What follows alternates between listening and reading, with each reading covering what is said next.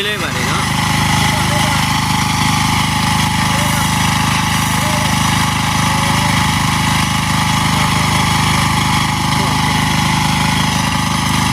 พี่น้องเลยเนาะ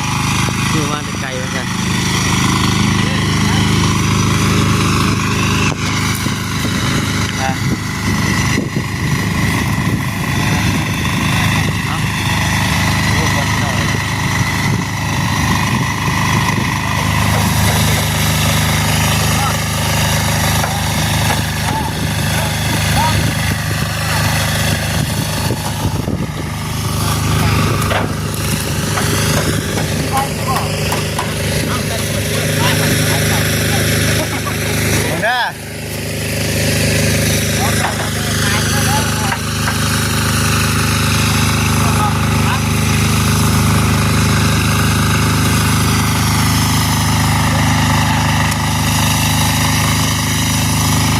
ช่วยกันพี่น้อง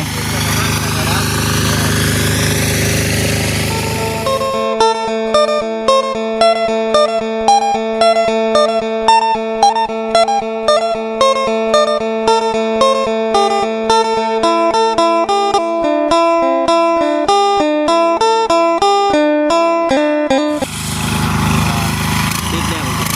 นี่ติดยาก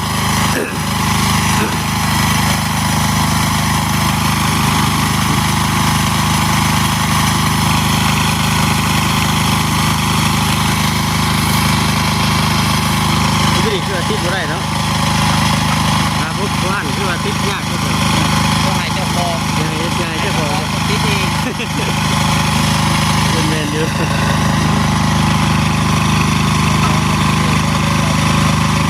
ใช่เจ้าของตัวหลักมากตอนนี้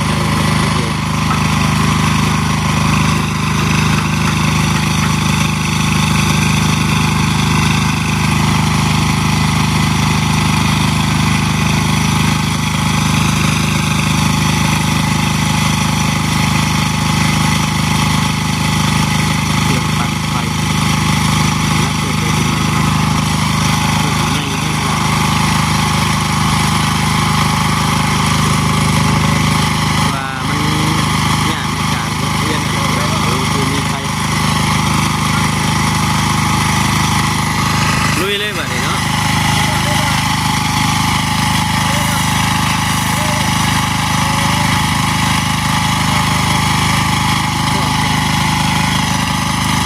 พี่น้องเนาะคือว่าจะไกลเหมือนกัน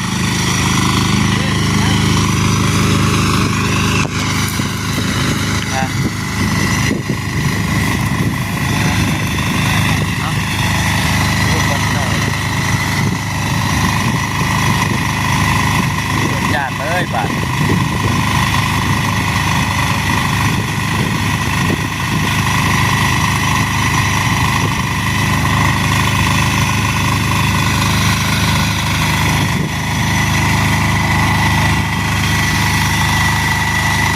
ยังใช้งานได้ปกติคิดว่านอกเลยเนาะฮะยังใช้งานได้อีกเก่าเนาะสบายไปยังบัดเนาะมีไฟกันเลย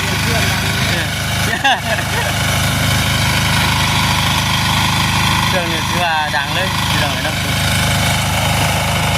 ลุยถึงมัน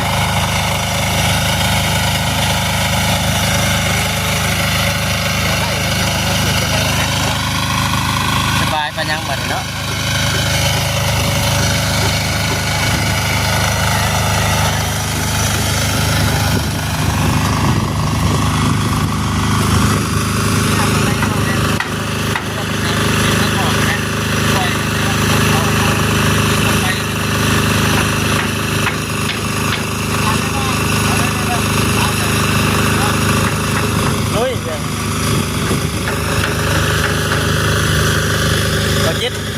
เอาไม่กระชันใครบ้างไม่กระชันกันไปดูเลยบ่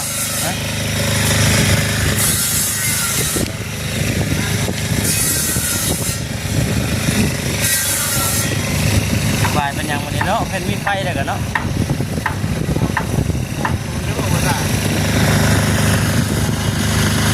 เจ้าได้บ่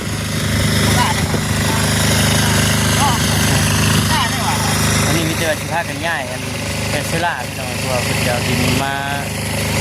ถมนี้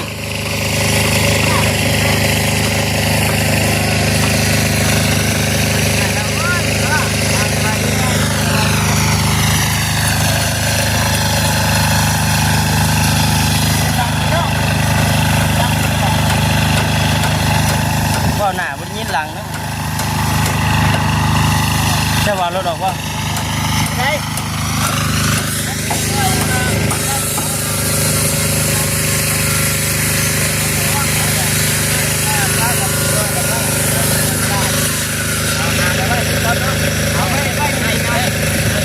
ให้ลูกไป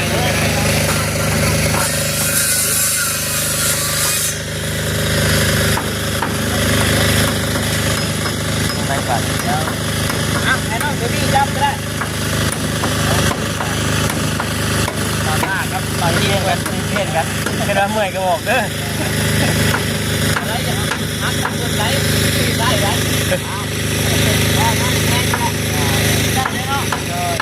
ตับหนึ่งมันง่ายที่ตับหนึ่งเลยแข็งถึง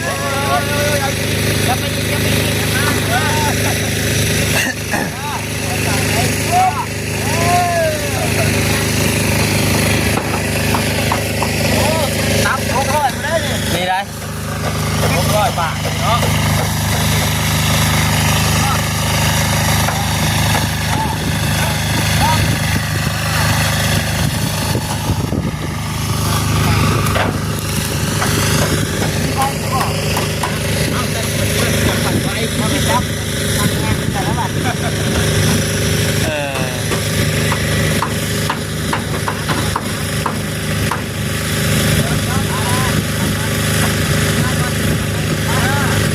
ตับหนึ่งที่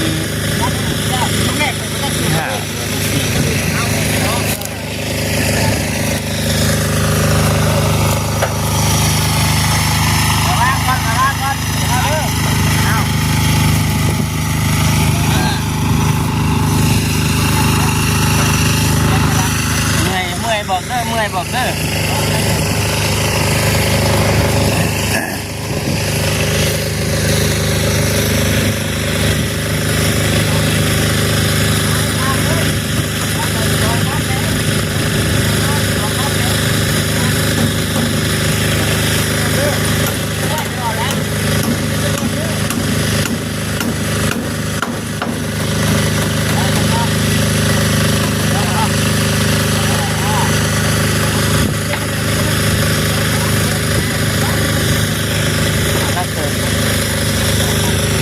คนเอาไว้พี่น้องแล้วก็ดีๆจัดมา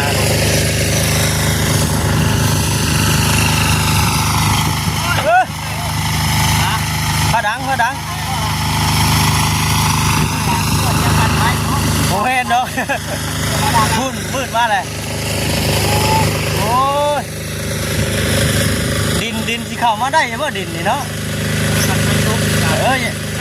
ฉันว่าฝนตกกันแล้วเปิดทางมันมาเป็นดินแดงดินยังนะพี่น้อยเนาะยัน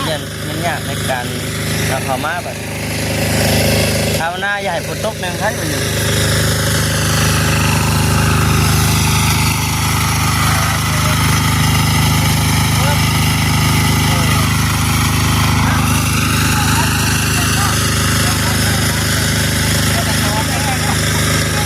เมื่อไร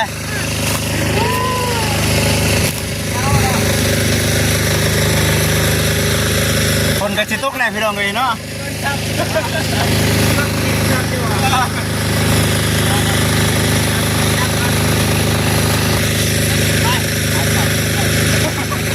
เด้อ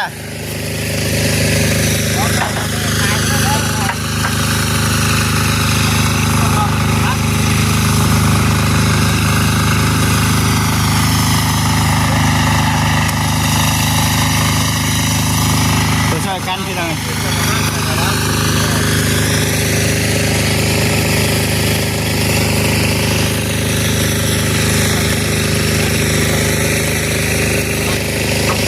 ไปน้ำกันพี่น้องซีสุดแสน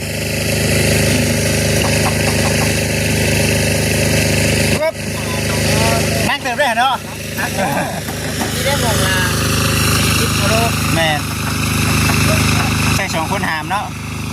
เพราะว่าเพิ่นสิเอารถดินมาถอกใส่เนาะแสดงว่าคอยต้องเอารถออกก่อนได้นี่เนาะ เข้าน้ำแล้วอยากเข้าเลย เนี่ย เรือเพิ่นสิพ่อของง่ายๆโดดเดินเนาะไปมาใหม่จัก ฮะ เพิ่นจบแล้วบ่ เ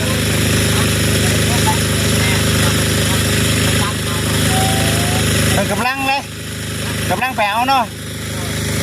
อยากจะพูดแล้วกำลังเนาะ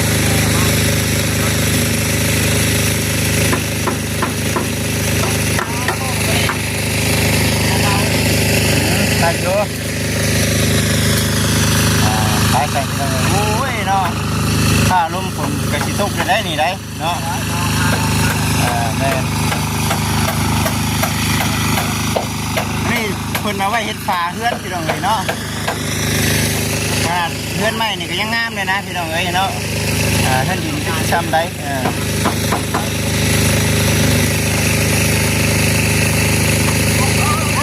เริ่ม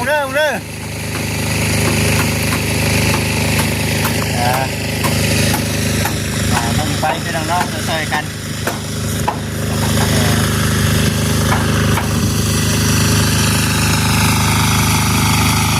มีมือป่ะล้างมีมือได้เนาะตกแท้ๆพุ่นมานี่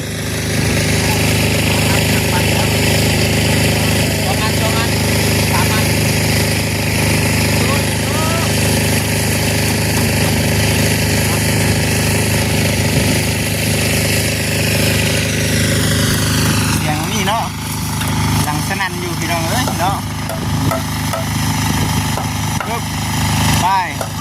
มีมือได้ตลอดนี่เนาะ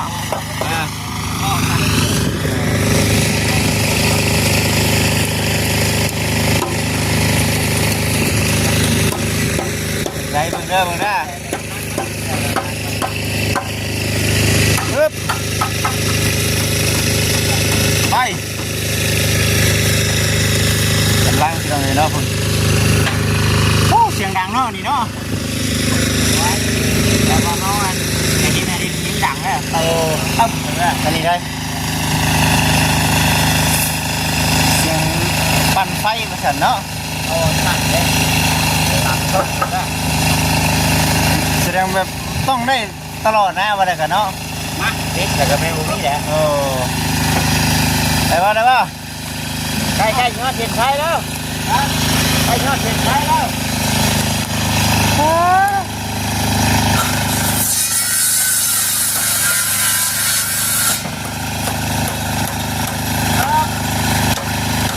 ป้าไปนั่นก็ได้ได้ป่ะเริ่มหน้าแดงนะหน้าแดงนะไม่ค่อยเลยนี่เลยนี่เลยปึ๊บ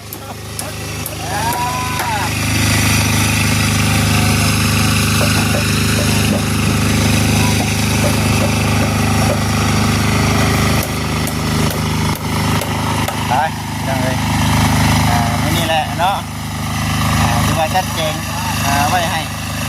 เป็นที่ยิ้มห้อยที่เราเลยน่าจะแรงเนาะจะว่าขาก็มันดินขึ้นมาส่งมาเลยพี่น้อยเนาะ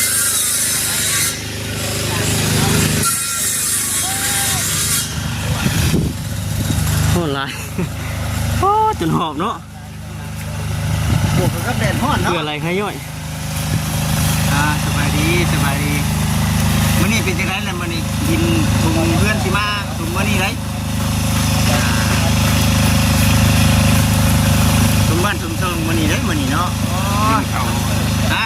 ดินเข้ามาบ่ดินเข้ามาเด้มื้อนี้ใจแล้วว่าทางงานมื้อนี้ว่าสิต้องเลยเนาะ ได้รับข่าวดีเนาะ ได้รับข่าวดีอีกแล้วแต่ละมือแต่ละวันมาเรื่อยๆเนาะว่างานเป็นประสานงานกันเนาะให้เพิ่นมอบงานให้กับทางน้องพัดชัยในเรื่องทางผมทีเนาะประสานงานกับทางหัวหน้าเพิ่นแม่อยู่ในโบกเอาไม่สลาง่ายออก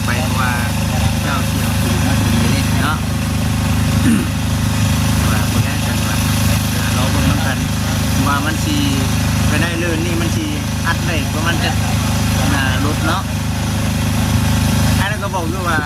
ถ้าฮอต10ก็เอาฮอต10เนาะมันเป็นปีน้อยยังก็จะได้อันนี้เขาได้ใส่ตรงใหม่ของเขาเนี่ย มันอยู่ในแดนนี่เนาะ เป็นยังบอกต้องกลุ่มไหนเป็นมากของที่มีเสียงเขาบอกก็ได้เป็นบอกเรียนมาเลยเนาะเพราะว่า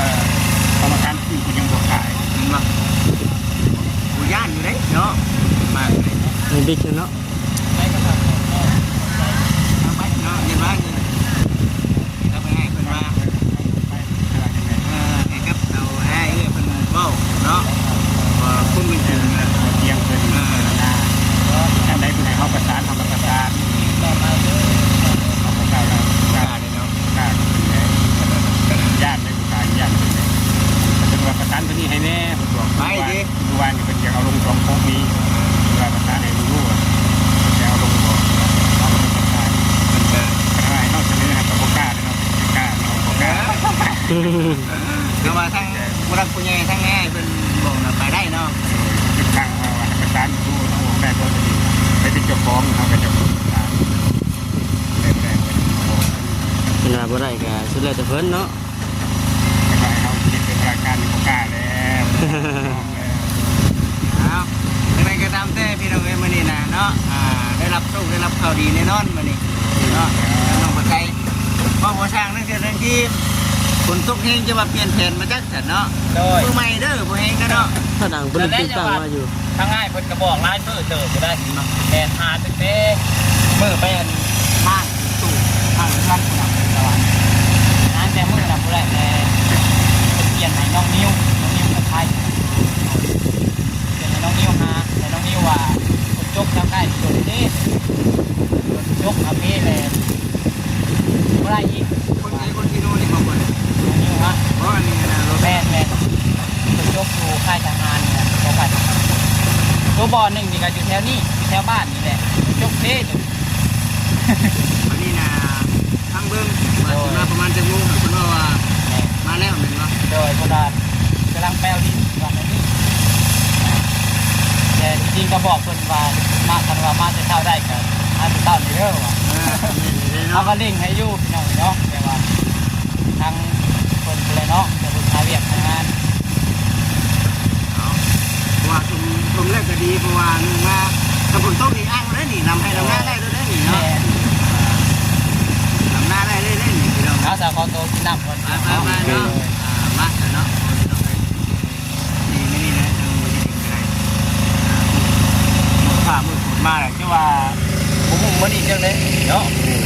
มันเริ่มตั้งแต่เช้านี่เนาะ ดีแห่กันนะด้านทุกด้านเขียนหาเลยได้เยอะนะก็เยอะไปได้ไปเลยเนาะเพราะมันเป็นที่หน้าเป็นนี่ทุกเส้นมีในน็อตเนาะได้เดี๋ยวมัน